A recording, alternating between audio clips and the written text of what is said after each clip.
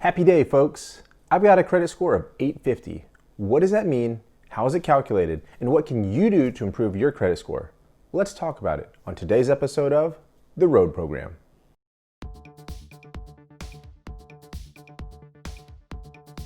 As always, I invite you to like and subscribe to this channel if you enjoy the content. Help our channel grow. So a few videos back, I talked about getting your credit scores up. Well, today we're going to dive deeper into one of the great mysteries of the universe. So let's make something very clear. This is not a brag video.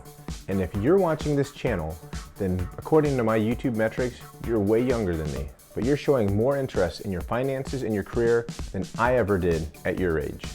Unless you're one of my aunties that I make watch this channel. I just want to give you guys the information that I've learned. I'll fess up. I preach on here to review your credit report regularly so you can dispute any errors or inaccuracies.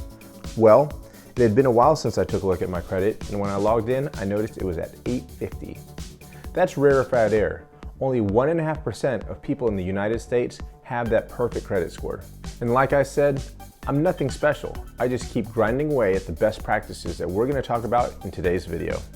So let me ask you this. How willing are you to loan people money? You do run the risk of losing all your money if they don't pay you back. Would you maybe look into previous loans that the person had taken out and if they had paid those people back? Would you maybe look at how many people that person owed money? You want to know if the person you're loaning money to is dependable. The Fair Isaac Corporation, or FICO Score, is an industry standard credit rating that was developed in 1989. You have to establish your credit. Your sweet little baby doesn't have a credit rating unless it's gotten its identity stolen. After about 6 months of credit history, then you'll get your initial rating, which will probably be in the low 300s. That's awesome for a Major League Baseball player's batting average, but really bad for a credit rating. Your mission, should you choose to accept it, is to raise that credit score as high as you can. The average US credit score is 700.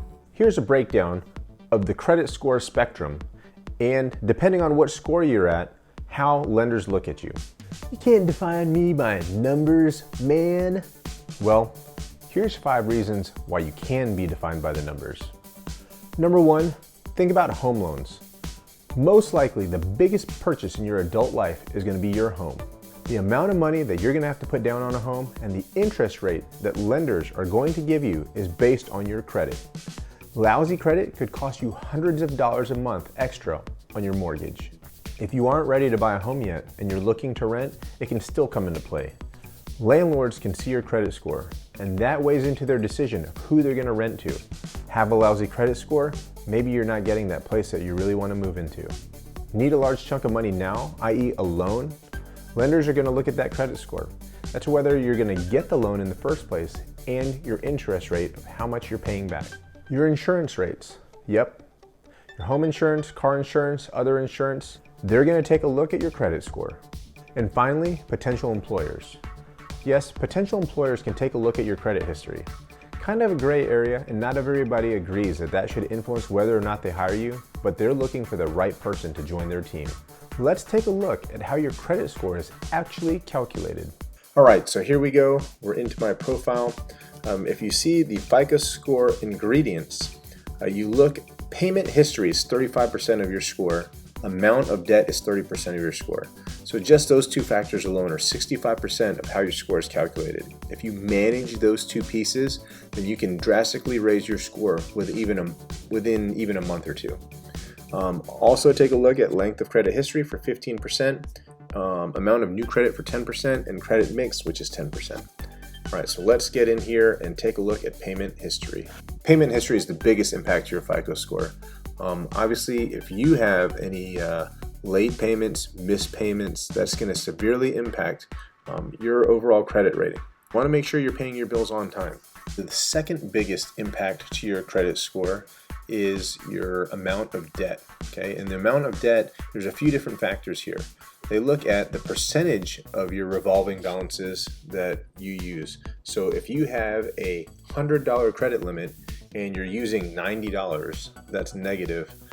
But if you have a $100 credit limit and you're only using $2 or 2% of that, then that shows that you can really manage your credit.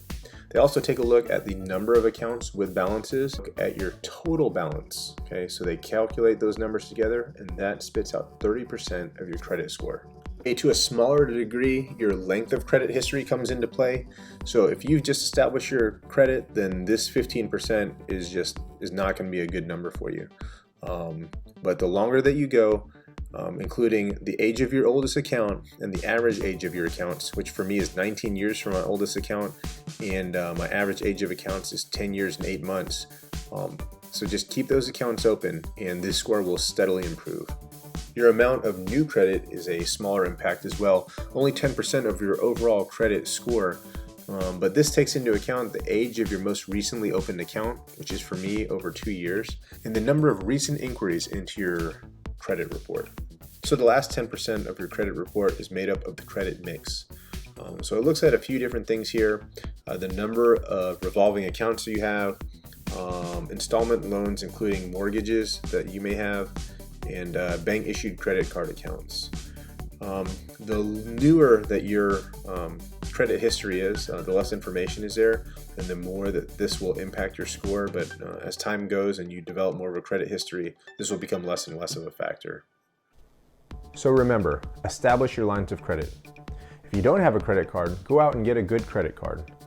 Start spending money on that card, but no money that you wouldn't spend otherwise. You can put your groceries, your gasoline, all of those things can easily go on your credit card to help you build up that credit history. Pay your bill on time, every time. And if you're really trying to push that credit score up, pay it every 2 weeks. Don't close out your oldest accounts. You should actually keep all your accounts open unless they're costing you too much money in fees. Pay all your bills, don't miss any payments. Don't open too many accounts in a close time period. When people look at that credit rating, it looks like you're trying to find a good line of credit and you're having trouble. Do regularly check your credit report for discrepancies and inaccuracies so you can address them right away. Depending on your financial situation, some of these things may be easier said than done. If you're deep in the hole, it can seem a little overwhelming. Reach out to your Command financial specialist and they can sit down and do a counseling session with you. They can also make arrangements for folks to reach out to your debtors and negotiate lower payments or a payment plan. If you do have financial hardship, you can't bury your head in the sand. You gotta face these things head on. It's just like trying to eat an enormous elephant. You just gotta take it one bite at a time. So there you have it, folks. Being financially responsible now will mean you're financially free later in life. I hope you enjoyed the video. Once again, I ask you to like and subscribe, and I'm out.